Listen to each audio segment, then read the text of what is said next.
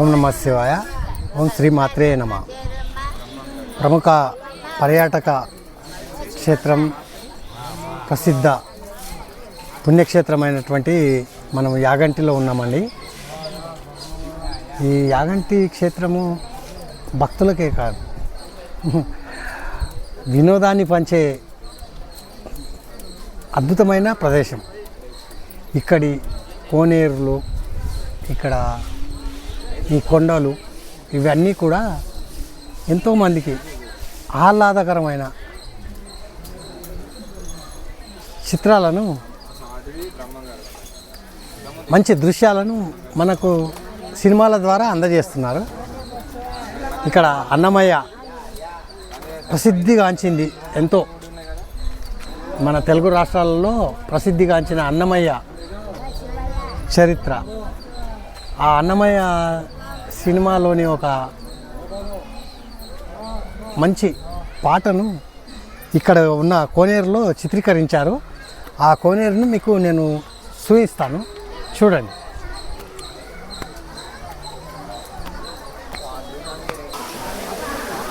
అన్నమయ్య సినిమాలో హేలే హేలే ఓ మరదల అన్న అద్భుతమైన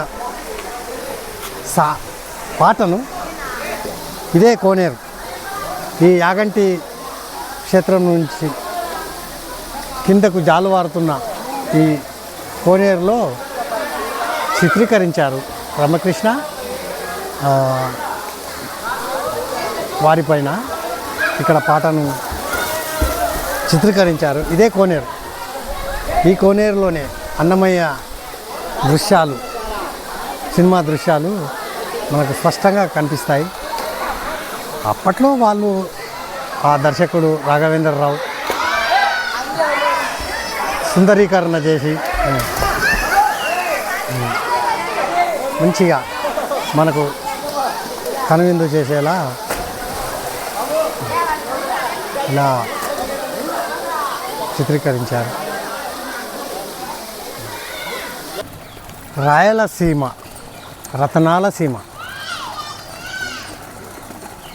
రత్నగర్భ, విజయనగర రాజులు పరిపాలించినటువంటి ఈ రాయలసీమ ప్రాంతానికి ఎంతో చరిత్ర ఉంది.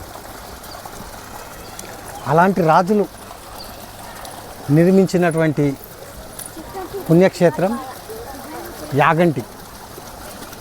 ఈ యాగంటిలో శివకేశవులు ప్రసిద్ధి. ఒకవైపు శివుడు, మరోవైపు నారాయణుడు, ఇద్దరూ కొలువు తీరిన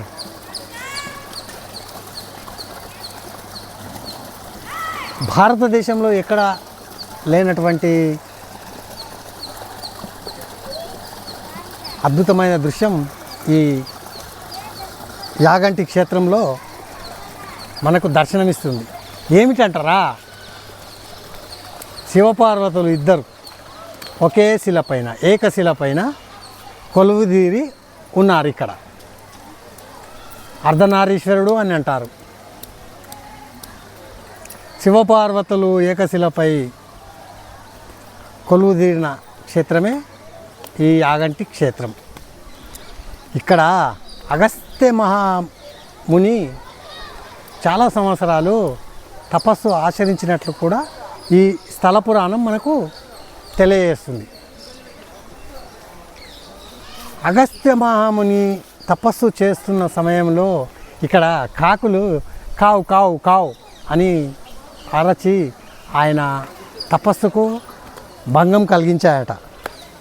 అందుకే ఆ మహారుషి కాకులకు ఇక్కడ సంచరించడానికి అర్హులు కారు అని చెప్పేసి శపించాడు అని అంటారు. ఇక్కడ కాకులు మాత్రం దర్శనమియ్యేవు. చిలుకలు, పావురాలు, అన్ని రకాల పక్షి జాతులు కనిపిస్తాయి, కానీ కాకులు మాత్రం కనిపించాయి ఈ క్షేత్రం దగ్గర మాత్రమే. బయట నేను చూశాను, కాకులు కనిపించాయి నాకు, నేను చూశాను. కానీ ఈ క్షేత్రంలో మాత్రం కాకి మాత్రం కనిపించదు. ఇది స్పష్టం. ఇక్కడ ఇంకొక విశేషం ఏంటంటే నవగ్రహాల మాత్రం ఉండవు, నవగ్రహాలు ఉండవు ఇక్కడ. ఇదొక విషయం. ఇది చూడండి, కాకతీయుల కాలంలో కృష్ణదేవరాయలు కట్టించినటువంటి రాజగోపురం. ఇటీవలే పురావస్తు శాఖ వారు ఈ రాజగోపుర పునర్నిర్మాణానికి రూపకల్పన చేశారు. అది ఎప్పుడు జరుగుతుంది అనేది ఇంకా మనకు తెలియదు. అది ఎప్పుడు చేస్తారో ఏం చేస్తారో తెలియదు. ఇది రాజగోపురం, కృష్ణదేవరాయల వారు నిర్మింపజేసినటువంటి రాజగోపురం ఇది.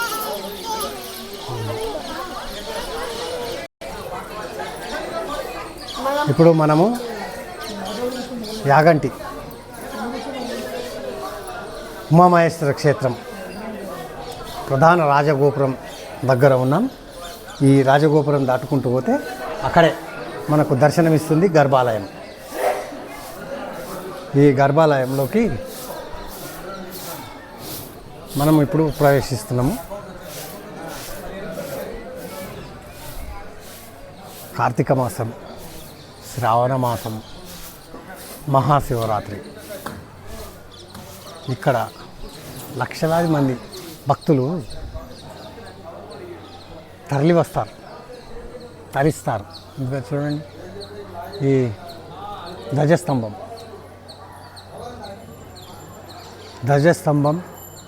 శిఖర దర్శనం. ధ్వజస్తంభం శిఖర దర్శనం చేస్తేనే కానీ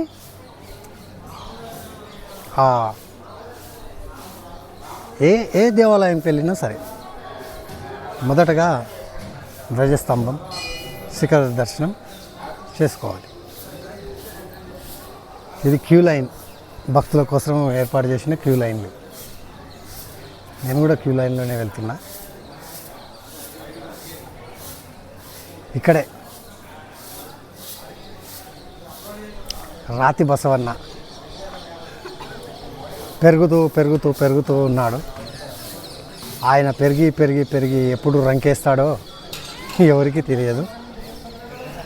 ఆ యాగంటి బసవన్న లేచి రంకేస్తే ఈ కలియుగం అంతమవుతుందని ఆ బ్రహ్మంగారు తన కాలజ్ఞానంలో రచించారు. ఆ కాలజ్ఞానాన్ని మనమందరం చూస్తున్నాం, తరిస్తున్నాం.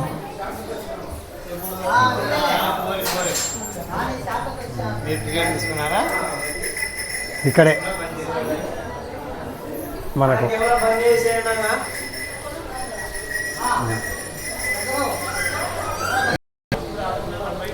ఈ ఉమామహేశ్వర క్షేత్రంలో వీరభద్రస్వామి క్షేత్రపాలకుడు. కాశీలో కాలభైరవుడు ఎలాగో ఇక్కడ వీరభద్రస్వామి కూడా ఈ క్షేత్రానికి పరిరక్షకుడుగా ఉంటాడు. ఈ వీరభద్రస్వామిని భక్తులంతా కూడా దర్శనం చేసుకుంటారు. ఆయన అనుగ్రహం ఎప్పుడు ఉంటే అది మనకు రక్షగా ఉంటుందన్న ఒక విశ్వాసం ఉంది. కాశీక్షేత్ర నివాసంచ కాలభైరవ దర్శనం ప్రయాగే మాధవన్ దృష్ట్యా అన్నారే. ఈ వీరభద్రస్వామి కూడా అలాగే భక్తులకు ప్రతినిత్యం దర్శనమిస్తుంటారు. వద్దొద్దు.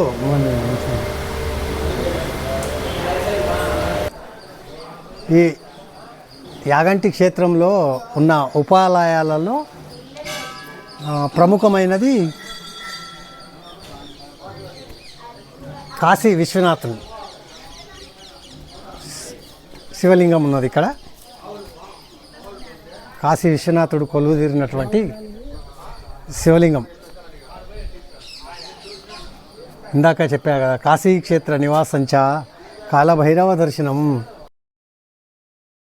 ఇక బిల్వం సమర్పణం అని ఆ లింగాష్టకం ద్వారా మనం ప్రతిరోజు వింటూనే ఉంటాం, తెలుస్తూనే ఉంటాం. ఇక్కడ కాశీ విశ్వనాథుని యొక్క ఆలయం, ఉపాలయం. మరో ఉపాలయం సుబ్రహ్మణ్యేశ్వర స్వామి, కుమారస్వామి, షణ్ముఖ సుబ్రహ్మణ్యేశ్వర, షణ్ముఖ కుమారస్వామి, గణపతి సోదరుడు ఇక్కడే కొలువుదీరిన ఉపాలయం. షణ్ముఖ 6 ముఖాలతోటి మనకు కుమారస్వామి, సుబ్రహ్మణ్యేశ్వర స్వామి ఇక్కడ మనకే కాదు భక్తులందరికీ ప్రతినిత్యం దర్శనమిస్తుంటాడు. వారు భక్తులు కోరుకున్న కోరికలన్నింటినీ కూడా నెరవేరుస్తారు. ఇక్కడ ఈ జ్యోతులను వెలిగించి మనోవాంఛ ఫలసిద్ధిరస్తు అని చెప్పేసి ఆ షణ్ముఖనాథుని భక్తులు వేడుకుంటారు. మార్కండేయుని గురించి తెలియనిది ఏముంది?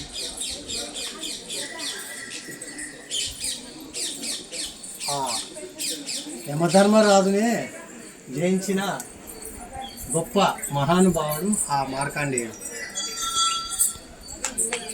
ఆ శివలింగాన్ని పట్టుకొని కూర్చున్నాడే ఆ మార్కండేయుడు, యముడు పాశాన్ని వదిలిన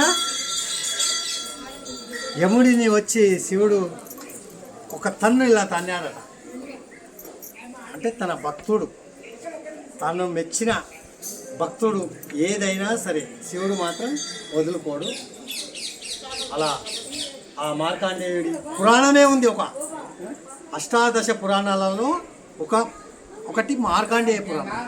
ఆ మార్కండేయ పురాణమే మనకు చాలా దివ్యమైనది, గొప్ప చరిత్ర. అది వింటే తెలుస్తుంది. అలాంటిది ఇక్కడ ఈ కాశీ యాగంటి క్షేత్రంలో ఈ మార్కండేయ లింగం మనకు దర్శనమిస్తుంది. భక్తులందరూ కూడా ప్రతినిత్యం దర్శించుకొని తరిస్తారు. మీరు కూడా రండి, వచ్చి ఆ స్వామిని వేడుకోండి, మీ కోరిన కోరికలను ఫలసిద్ధి చేసుకోండి. ఓం యాగంటి క్షేత్రానికి శివపార్వతుల ప్రతినిత్యం అభిషేకం చేయడానికి, వాళ్ళని పూజించడానికి, స్వామివారిని పూజించడానికి ఉన్నదే ఈ కోనేరు. దీన్ని అగస్త్య మహర్షి నెలకొల్పోయారని చెప్తారు. అగస్త్య కోనేరు అని కూడా పిలుచుకుంటారు.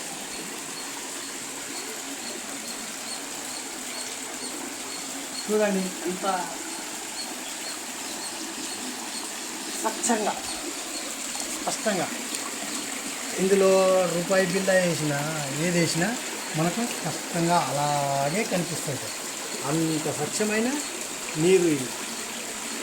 ఎక్కడో నుండి కొండల్లో నుంచే వస్తున్నాయి. ఇక్కడ ఈ జలపాతం కొండల్లో ఉంచిన జలపాతం. వర్షాకాలం, శీతాకాలం, వేసవికాలం, ఏ సమయమైనా సరే ఇక్కడ ఈ కోనేరులో మాత్రం ఇంతే నీరు నిల్వ ఉంటుంది. పెరగదు, తరగదు. ఈ కోనేరు నుండే అక్కడ ఉండే పెద్ద కోనేరు, అక్కడంతా భక్తులంతా స్నానాలు చేస్తున్నారే, ఈత కొడుతున్నారు. అక్కడ ఆ కోనేరులకు ఈ కోనేరు నుండి నీరు వెళ్తూ ఉంటుంది. అగస్త్య పుష్కరిణి అని చెప్పుకుంటారు.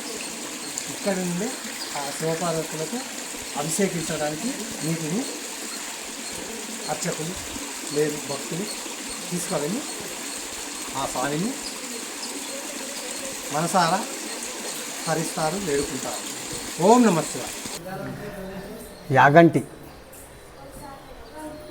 పేరు చెప్పగానే ప్రతి ఒక్కరికి గుర్తుకొచ్చేది యాగంటి బసవన్న. యాగంటి బసవన్న రంకేశనయ్య అన్నాడు ఆ పోతులూరు వీరబ్రహ్మేంద్ర స్వామి తన రచించినటువంటి కాలజ్ఞానంలో. ఇక్కడ మనం చూస్తున్నామే ఈ నంది ప్రతి 20 సంవత్సరాలకు ఒక అంగుళం అంటే ఒక ఇంచ్, ఇంగ్లీష్లో ఇంచ్ అంటారు, తెలుగులో అంగుళం అంటారు. ఒక అంగుళం చొప్పున ఈ బసవన్న పెరుగుతున్నాడని భారత పురావస్తు శాఖ అధికారులు నిర్ధారించారు. ప్రతి సంవత్సరం ఇలా పెరుగుతూనే ఉంటుందని చెప్పుకుంటుంటారు. నేను ఇక్కడికి వచ్చినప్పుడు నాకంటే పెద్దవారిని అడిగాను, మీరు చూసినప్పుడు ఇలాగే ఉండేదా ఈ నందివి అని. అంటే మేము చిన్నగా ఉన్నప్పుడు చూసాము, ఇలా ఇలా ఇలా పెరుగుకుంటూ పోయింది అని చెప్పారు. పురావస్తు శాఖ అధికారులు నిర్ధారించిన తర్వాత ఇంకా మనము దాన్ని తోసిపుచ్చలేము. ఇది నిర్వివాదమైన అంశం. ఈ యాగంటి బసవన్న ఎప్పుడు రంకేస్తాడో, ఈ కలియుగం ఎప్పుడు అంతమవుతుందో కానీ మనం చూస్తామో లేదో తెలియదు. అది జరుగుతుందో జరగదో తెలియదు. కానీ ఇక్కడ మాత్రం ఇది యథావిధిగా మనకు కనిపిస్తున్న దృశ్యం. ఈ బసవన్న ఓం నందివాహనాయ నమః.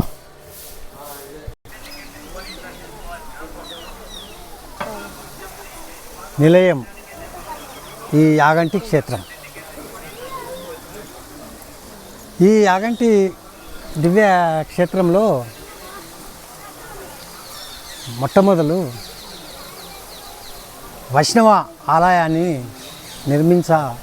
సంకల్పించారు. ఇక్కడ అగస్త్య సప్త ఋషులలో ఒకరైనటువంటి అగస్త్య మహాముని ఇక్కడ చాలా సంవత్సరాలు తపస్సు చేసినట్లు ఈ స్థల పురాణం మనకు తెలియజేస్తుంది. అలాంటి సమయంలో ఇక్కడ ఈ కొండ గుహ కనిపిస్తుందే, ఇక్కడ ఒక విష్ణుమూర్తి యొక్క విగ్రహం స్వయంభూగా ఆ ఋషులకు దర్శనమిచ్చింది. అయితే ఆ విగ్రహాన్ని ఇక్కడికి ఇప్పుడు ఎక్కడైతే మన ఉమామహేశ్వర క్షేత్రం ఉందో ప్రధాన ఆలయం, అక్కడ స్థాపితం చేయాలని ఆ ఋషులు సంకల్పించుకున్నారు. అక్కడి నుండి ఆ విగ్రహాన్ని తీసుకువచ్చే ప్రయత్నంలో ఆ స్వామివారి కాలి గోటికి చిన్నపాటి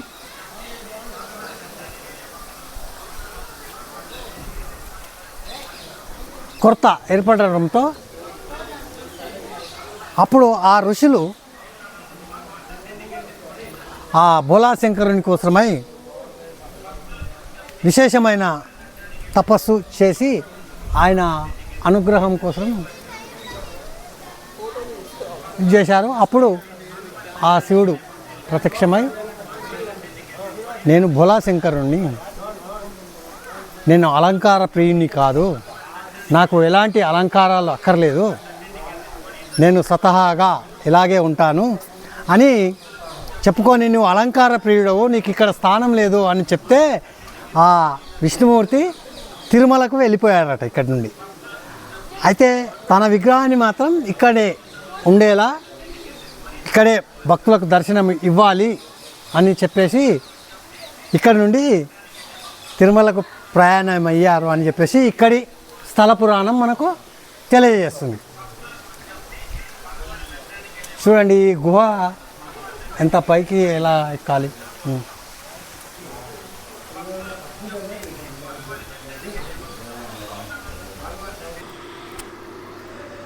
చూపిస్తావా? చూపించు.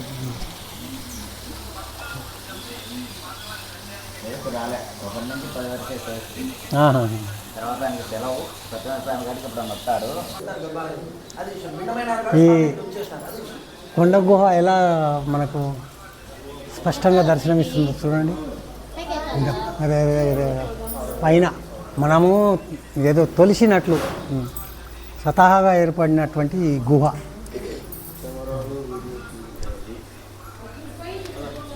అన్ని వందల సంవత్సరాల చరిత్ర కలిగినటువంటి ఆలయం. వందలు కాదు, వేల సంవత్సరాల చరిత్ర. వేల సంవత్సరాల చరిత్ర చూడండి. ఎలా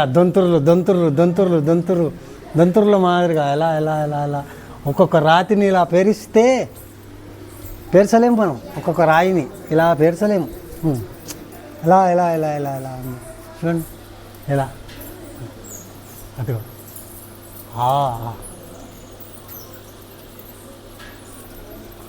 అక్కడే కొలువుదీరి ఉన్నాడు. ఇంకా పైన వర్ణదేవుడు.